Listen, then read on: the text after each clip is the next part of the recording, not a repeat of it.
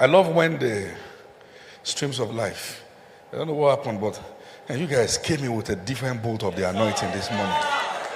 I mean, there's that sound they raise when we pray.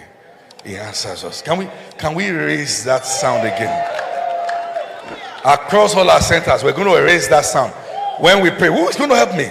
He answers us. We are not alone. God is with me. Emmanuel. God is with me.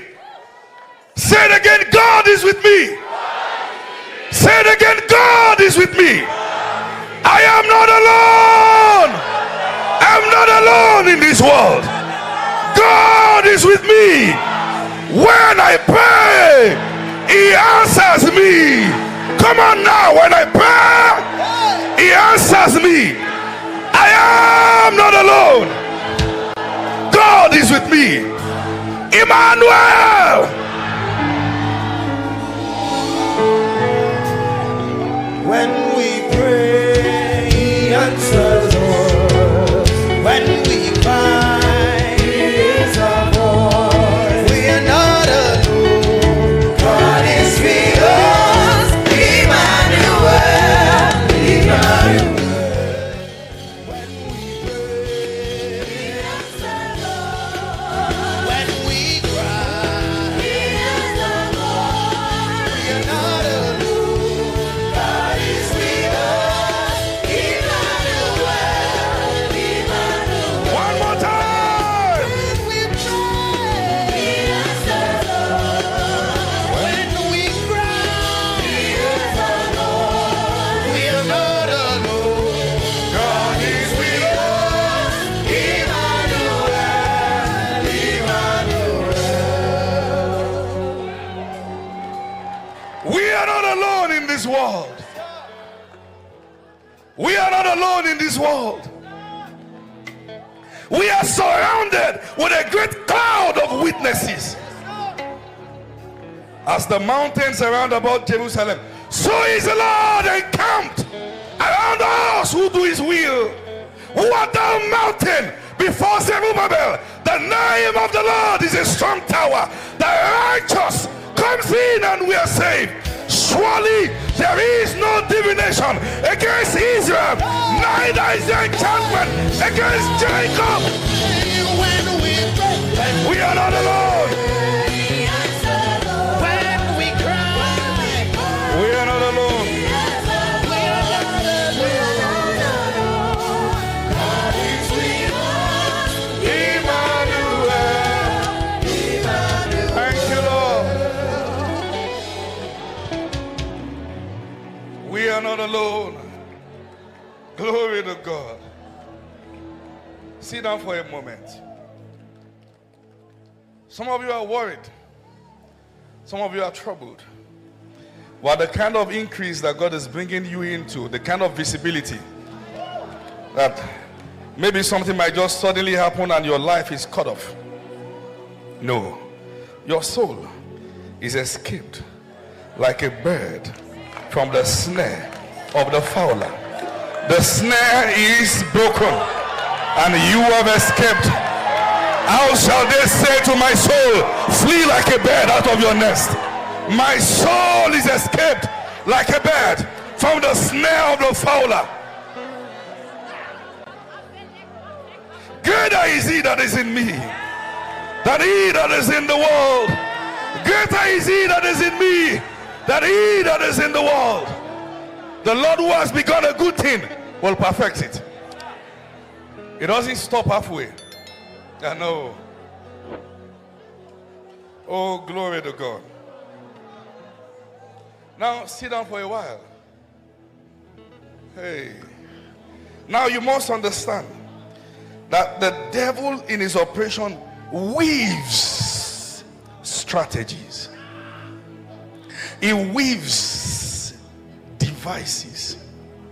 If you look at what the Bible says in the book of Ephesians chapter number 6, Ephesians chapter number 6, that's a very interesting scripture. Ephesians chapter number 6, we'll start the reading from verse 10. Ephesians chapter number 6, look at it. Finally, my brethren, be strong. Tell your neighbor, I say, be strong. No, you can't be weak. You say, be strong. Be strong in the Lord. Hope you know that one of the tools of strength is joy.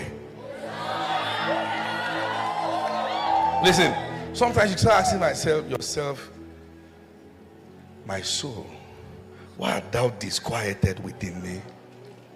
You are not permitted to be sorrowful. Rejoice in the salvation of the Lord your God. See, whenever you notice sorrow encroaching over your soul, that's not you. That's the enemy. What you have is joy. Sometimes sorrow may seem like you want to cover it, but what you have is joy. You have it. There's never a point that you don't have joy. You may just not be rejoicing, that is to manifest it, but you do have joy. Oh, you know, one of the things is that the moment joy is out, you will become a puppet to an intelligently carved out strategy.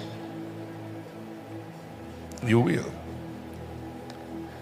You become a puppet to that. But that's not you. He said, look at it. Finally, brethren, be strong. Oh, that we'll have strong Christians. Be strong in the Lord. And what? In the power of his might. Put on the whole armor of God, that you may be able to stand against the wiles. The word wiles there is the word methodia. That means strategies. Intelligently carved out strategies.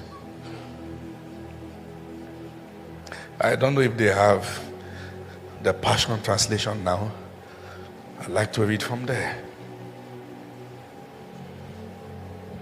But let me show you here. Ephesians chapter number 6.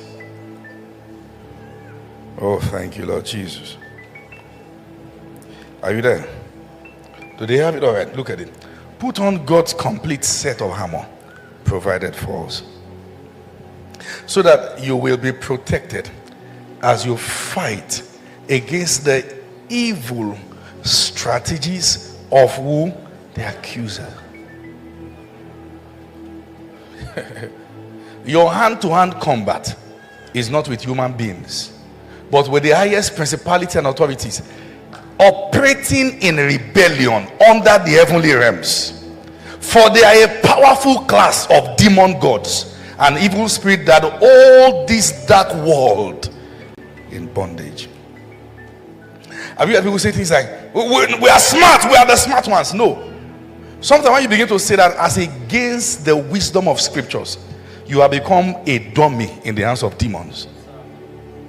You can feel so smart and a demon that looks like monkey is excited and say, that's my boy. The person will go online and say, that's my boy. I taught him what to do. I showed him how to say it. I say, once he's done, they say, Shekelipaduk, say, that's my boy, that's my boy. How do you know that a demon is behind something? The operation of it opposes Christ. It does. It does. So, we are prepared to have legislative influence as church. In the book of Matthew chapter number 16, Jesus began to ask disciples, who do men say that I am? Some said, you are Elijah. Some said, you are one of the prophets. Some said, you are this. So he said, you. Who do you say that I am? All right. I want you to give me verse 18, the same Passion Translation.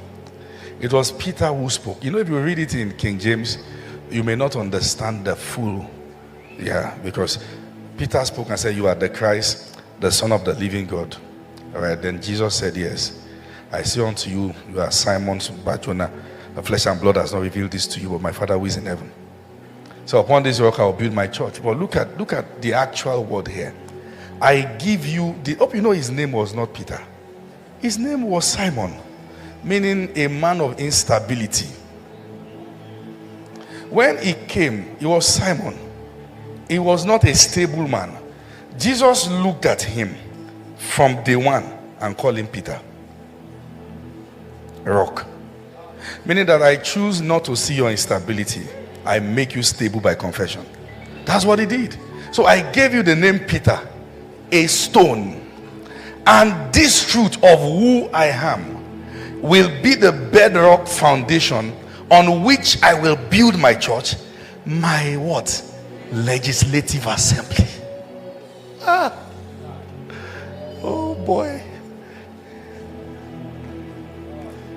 If you know who you are, if you know who you are, you will, number one, you will never be stranded again in life. I love the testimony of that guy. That guy is my guy. Oh yes, I have guys in this church. He said, somebody said, that man is a therapist. So he's just a therapist. What many of you don't know is that while I was teaching about healing in the soul, we had to pause our teachings to spend a year to attend to those who are carrying emotional wounds. Anybody who has been in this house, we shake their head and say, don't get deceived too. It's not trauma. That one is just ayaba, just right. But listen, one of the burdens in my heart is to bring you into the fullness of your capacity in Christ. But you can't become that until your eyes be single. It is not what you enter by being here and there what we walk. But calm down. The church is God's legislative assembly. Meaning that when he wants to enforce a law, when he wants to pass it on a generation, over a nation, the approach is to go through the church. Unfortunately, now we have many kind of people, believers. There are some who believe that the church is not concerned with anything else, just make heaven and say bye-bye to this sinful world. And the fault with that arrangement is, while they talk about making heaven and all that, the devil is weaving systems that has taken many out of that way. There are some also who believe that, well, it's not like we are going to heaven. Heaven is already within us. But you see, we don't have any business with systems, with all those things. Our business is with this. Well, let me show you scriptures. Let me show you scriptures. 2 Corinthians chapter number 10, verse 4. Is it Message translation I want to show you? I want you to go there now. 2 Corinthians 10, verse 4. I want to show you scriptures now. Look at this. The tools of our trade are not for marketing or manipulation, but they are for demolishing that entire massively corrupt culture. Yes? Quickly. We use our powerful God tools for smashing wrapped philosophies. Let me give you an example of wrapped philosophies. You know, when it is a philosophy, it sounds sweet. It sounds smart. It sounds intelligent. It is what you can relate to. But it is not God's wisdom. That's why sometimes people can fight online and do all those things. And someone say, is that you don't understand what this person is saying? What this fellow is saying might be true, but yet against the truth. Because the backing behind it might be true. All right, the content is true, but the backing behind it, all right, is to destroy a body of truth. Let me explain. Let me have 3 people come. This is how that works. Please stand together. If I collide, somebody should come and help me stand behind there, because I want to do something quite strong. If this fellow has done something bad and I picked him out, what I've done is true. It might be justifiable. But there are body of truth that is falling down will also destroy. The devil doesn't mind this one being true as long as these collateral damages are real.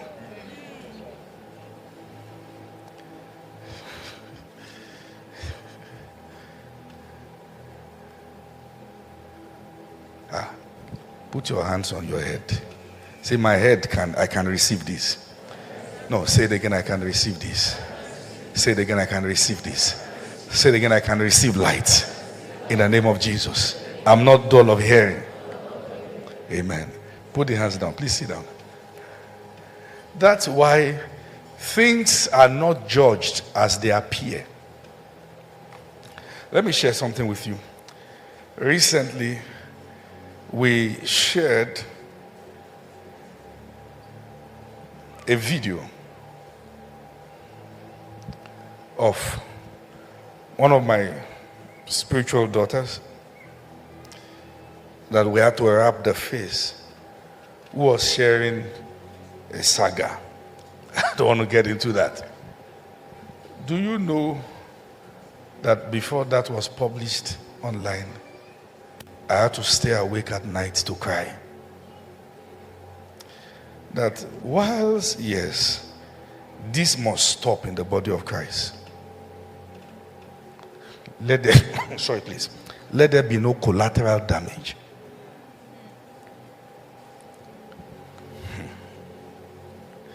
The danger of uprooting tears is the wheat that will be damaged. Will you get me? Yes, sir. Are you sure? Because what we do it with fear and trembling, understanding eternal consequences. If you put yourself on a calling to be uprooting tears, at the end of your life, you will discover that you have done more harm to the wheat than tears.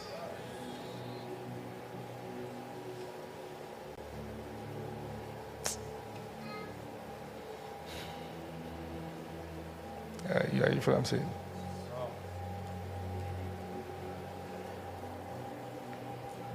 What has happened might be true, but there is something that the devil can benefit from what is true. So he doesn't mind exposing what is true. If at the end of the day, there can be 100,000 Christians who now say, as a result of this thing that is true, I no longer trust church. What you have done is true, but somebody is also winning.